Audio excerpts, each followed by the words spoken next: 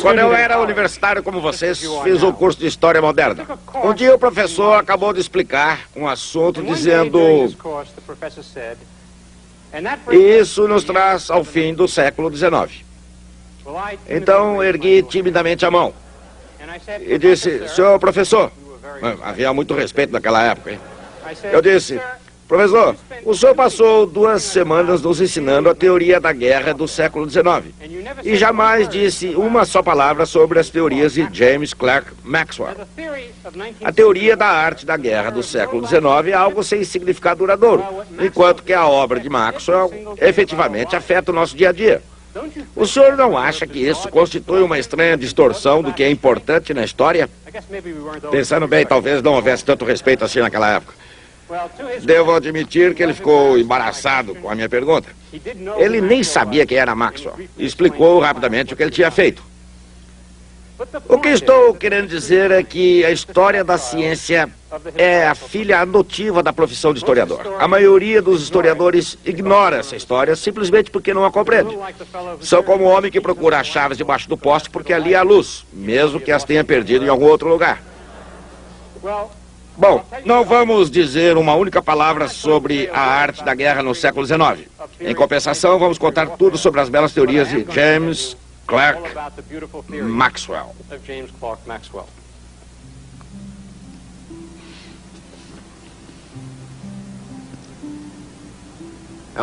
Elegantes teorias matemáticas não eram as únicas coisas belas que cercavam James Clerk Maxwell.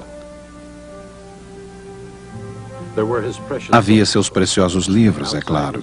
E do lado de fora do seu confortável estúdio estavam as ondulantes montanhas de Glenlear, a propriedade da família Maxwell a 2 dias de jornada de Edimburgo. Todas as manhãs havia algo ainda mais perto do seu coração.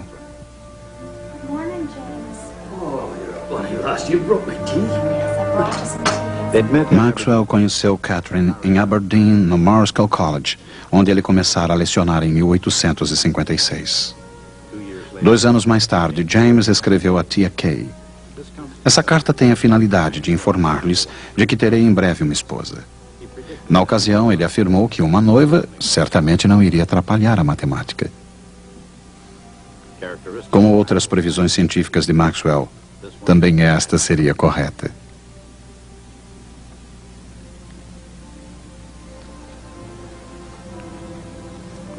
Naturalmente, Maxwell não foi o primeiro a fazer previsões corretas sobre os mistérios profundos das forças naturais. 2 séculos antes, Isaac Newton escrevera um livro sobre o assunto. Mas ele precisara se expressar em termos de ação à distância.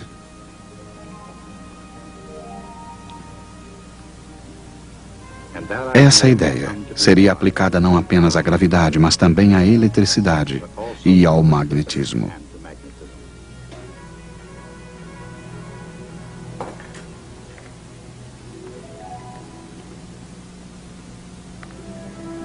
Foi então, na década de 1830, na trilha dos franceses Coulomb e Ampère, e especialmente de Hans Christian Ørsted, que surgiu Michael Faraday.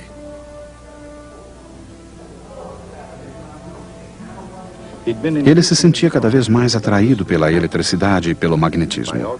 E em agosto de 1831, seu itinerário parecia razoavelmente claro.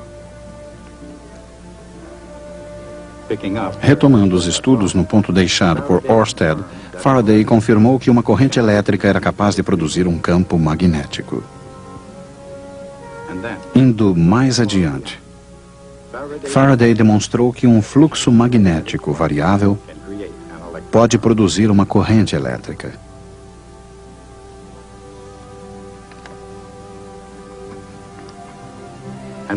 E que uma corrente elétrica variável num circuito pode induzir a corrente a fluir num outro circuito.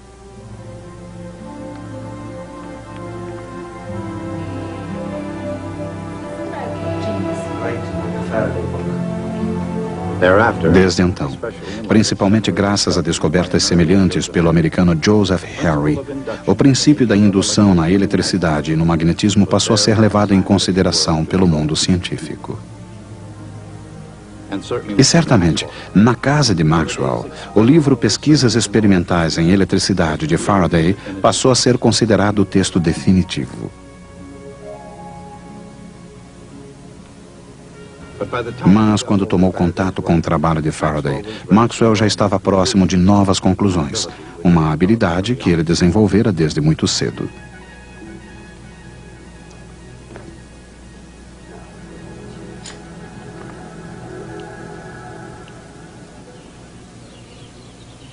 Quando era estudante em Cambridge, o seu professor de matemática observou: parece quase impossível a Maxwell pensar de maneira incorreta sobre questões de física. Pouco tempo depois, já formado, ele preparou um trabalho que levaria a comunidade científica a concordar com esse professor. O trabalho se intitulava Sobre as Linhas de Força de Faraday.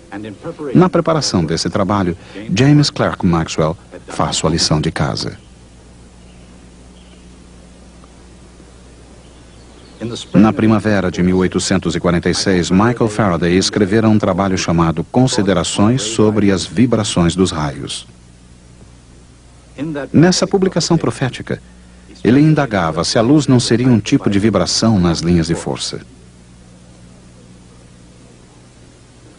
As linhas de força, escreveu ele, devem ligar partículas e também massas. Em outras palavras, na imaginação de Faraday, as cargas elétricas estavam ligadas umas às outras por linhas de força no espaço vazio.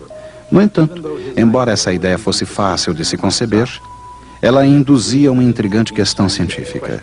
Será que uma carga vibratória faz vibrar as linhas de força?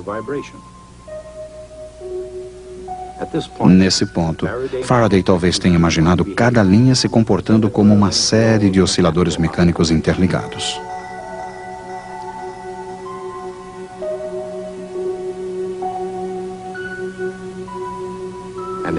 Nesse caso, ele talvez tenha imaginado um distúrbio se propagando ao longo dos osciladores, seja na forma de uma onda longitudinal, seja transversal.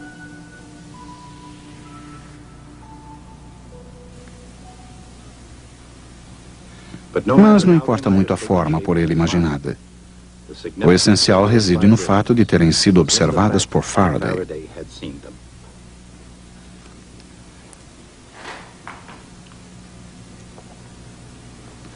E em algum lugar, nas entrelinhas de considerações sobre as vibrações dos raios de Michael Faraday, James Clerk Maxwell descobriria sua teoria eletromagnética da luz.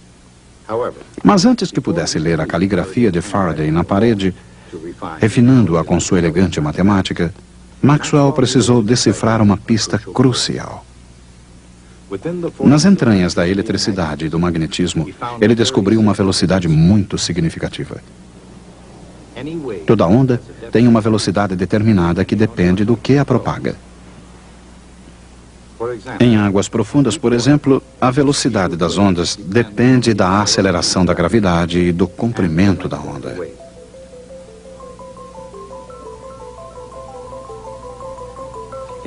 No ar, a velocidade do som depende da pressão do ar, bem como da densidade do meio. No caso de osciladores interligados, a velocidade é determinada pela constante da mola, a massa, e a distância entre os osciladores.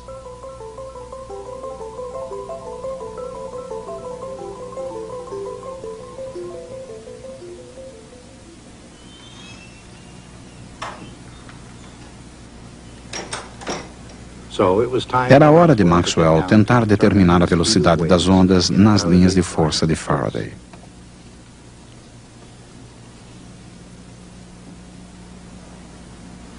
Sob o ponto de vista matemático de Maxwell, as linhas de Faraday eram uma expressão ligada ao inverso do quadrado de R, do qual dependiam as forças da gravidade, da eletricidade e do magnetismo.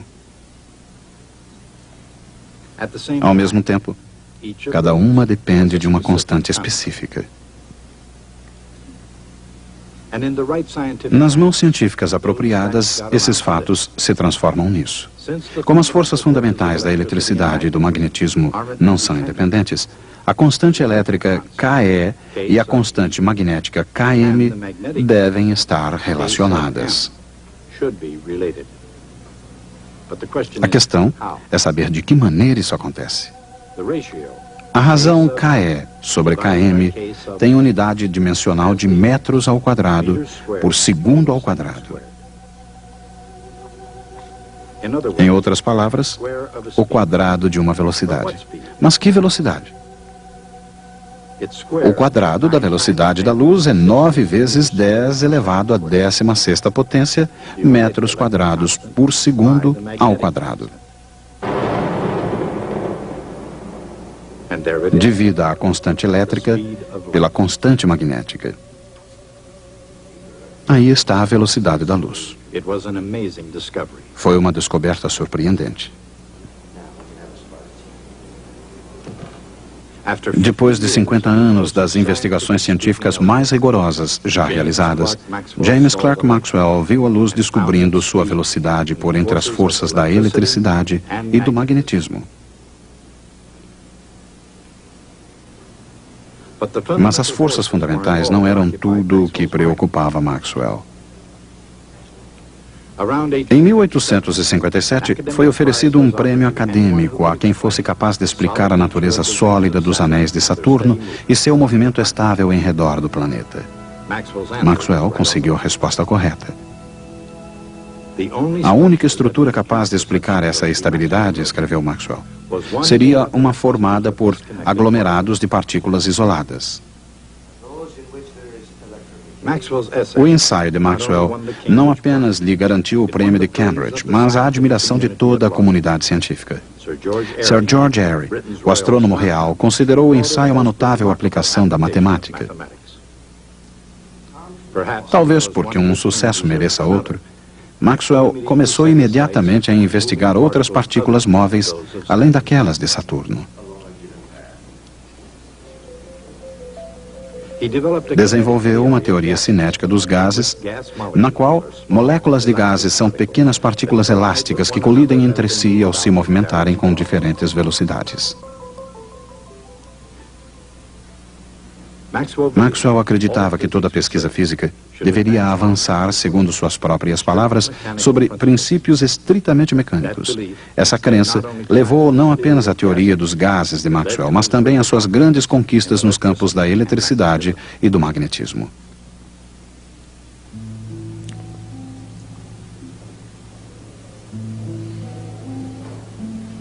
Para prosseguir suas pesquisas, Maxwell e família mudaram-se para Kensington, Londres, em 1860. Durante 5 anos no King's College, ele produziu muito, tanto no que se refere à teoria cinética quanto à eletricidade. Aqui em Londres, no Royal Institution, Maxwell finalmente conheceu Faraday. Faraday, como estamos lembrados, via a eletricidade em termos mecânicos, não apenas como uma ideia de acordo com a ação à distância de Newton, mas como algo de linhas físicas, uma estrutura sólida de força que se irradiava através do espaço. Maxwell comentaria com grande admiração que Faraday descobrira um meio onde os newtonianos rigorosos só viam distância. Com uma notável percepção, dizia Maxwell, Faraday buscou a base do fenômeno em ações reais que ocorriam no meio. Naturalmente, como seria descoberto mais tarde, o meio é o campo eletromagnético. E é aí que a ação realmente acontece. Mas antes que Maxwell pudesse extrair a mensagem do meio, ele precisou determinar se as ondas podiam se transmitir através de campos elétricos e magnéticos à velocidade da luz. Se sim, então elas deveriam obedecer às 4 leis da eletricidade e do magnetismo.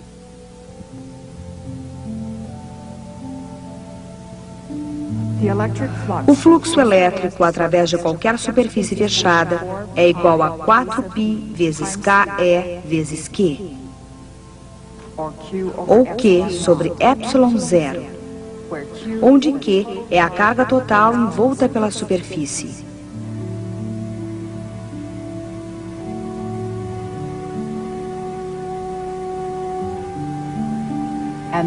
O fluxo magnético através de qualquer superfície fechada é sempre igual a zero.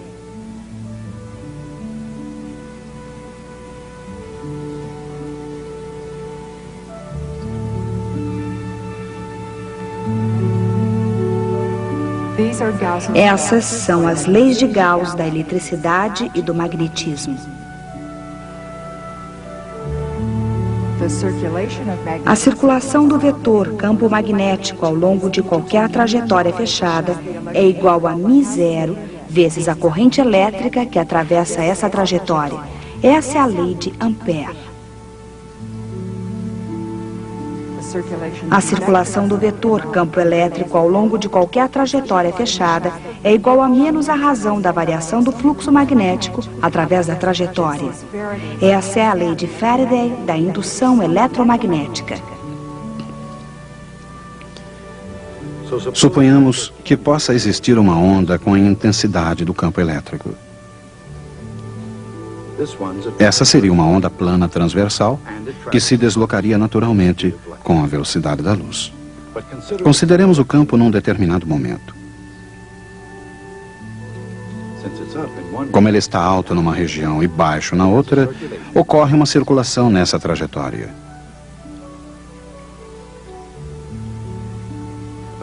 De acordo com a lei de Faraday, isso significa que deve haver um fluxo magnético através dessa mesma trajetória.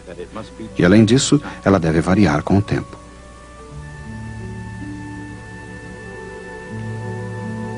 E isso só pode significar uma coisa: uma onda magnética deve acompanhar a onda elétrica onde quer que ela vá.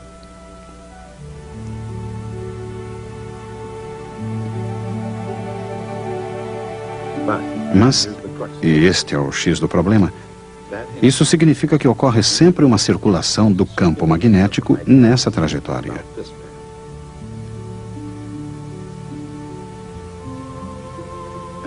E, segundo a lei de Ampère, isso só pode acontecer se uma corrente fluir através dele. Mas no espaço vazio, não há matéria, nem correntes elétricas, e, portanto, não havia como escapar do fato que, de acordo com as leis da eletricidade e do magnetismo, pelo menos na época de Maxwell, não poderia haver ondas eletromagnéticas no espaço. Essa era a questão.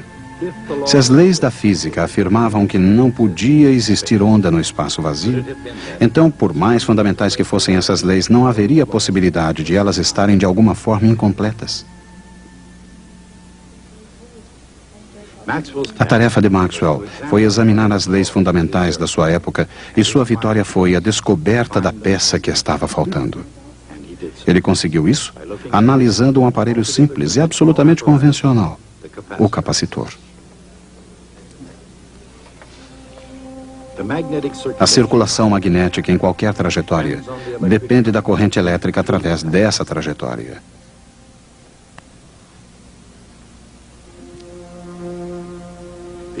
A única maneira de se ter certeza de que a corrente atravessa a trajetória é imaginar uma membrana envolvida por ela.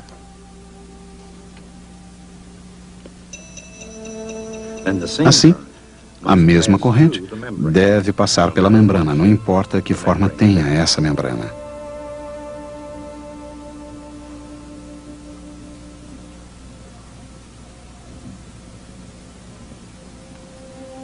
Mas isso já não acontece quando a corrente flui num capacitor. Nesse caso, embora a corrente continue fluindo, talvez ela esteja ausente da membrana. Assim, ao que equivaleria a circulação magnética? Tentando obter uma resposta para essa questão, Maxwell analisou uma página do livro de Faraday. A alteração do fluxo magnético produz a circulação elétrica. E então, como de costume, analisou o outro lado das coisas. Será que a variação do fluxo elétrico poderia criar a circulação magnética? A resposta prometia solucionar o problema do capacitor.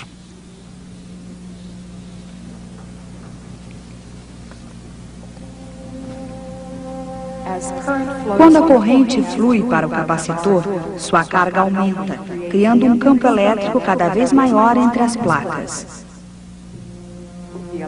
O fluxo elétrico através da membrana pode ser deduzido da lei de Gauss, imaginando-se uma superfície fechada.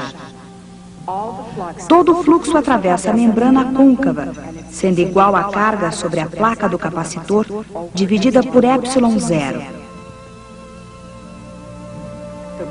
A razão da variação do fluxo elétrico pode ser encontrada diferenciando-se ambos os lados da equação. Resulta simplesmente na corrente que flui no fio. Em outras palavras, ε0 vezes a razão da variação do fluxo elétrico da membrana côncava é a mesma da corrente elétrica através da membrana plana.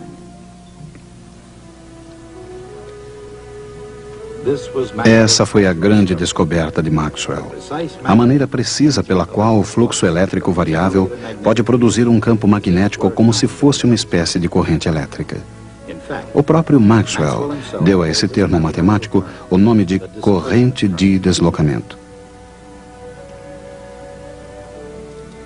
Em outras palavras, a circulação magnética numa trajetória fechada é provocada não só pela corrente elétrica que a atravessa, mas também pela razão de variação do fluxo elétrico através dela. Foi assim que James Clerk Maxwell concluiu as leis da eletricidade e do magnetismo.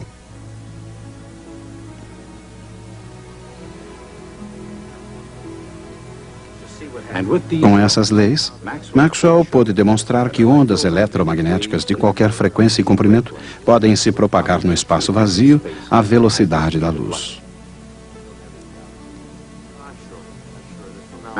A descoberta de Maxwell, que na ocasião parecia algo exclusivamente teórico, conduziria às visões e sons do século XX, irradiando-se no espaço não apenas como luz visível, mas também na forma de ondas de rádio, micro-ondas e de todo o espectro eletromagnético.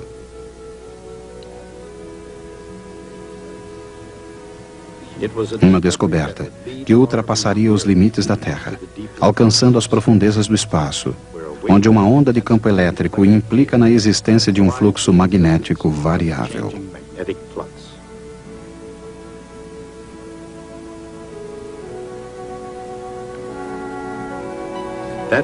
Isso significa uma onda no campo magnético. E isso é possível devido a um fluxo elétrico variável.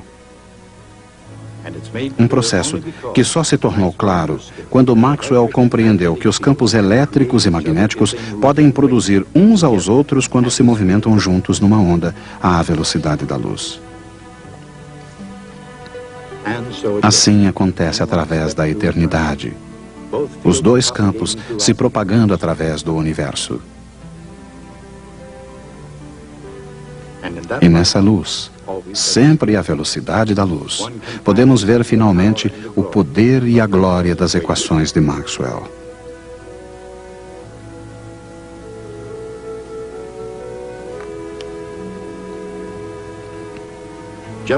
Assim como Newton nasceu no mesmo ano da morte de Galileu, Maxwell nasceu em 1831, no ano em que Faraday descobriu a indução eletromagnética, e morreu em 1879, no ano do nascimento de Albert Einstein. O que poderia ser mais apropriado? Entre Newton e Einstein, nenhum homem na história da ciência deixou uma marca mais profunda. Maxwell definiu e redefiniu as leis fundamentais da natureza e nesse processo construiu uma ponte para a física moderna.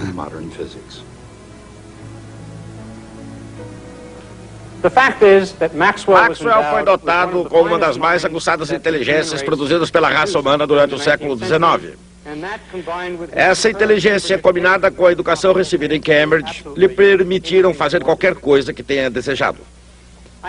Não falamos ainda sobre o seu senso de humor, embora eu tenha uma vez lido um dos seus poemas cômicos sobre a Atlantic Telegraph Company. Bem, hoje eu gostaria de ler um pequeno trecho de outro desses versos cômicos. O poema está nesse livro, muito velho, raro e valioso. Não quero manuseá-lo, por isso vou arrancar algumas páginas para que para que possa ler o poema para vocês. Esse é o problema para a lição de casa.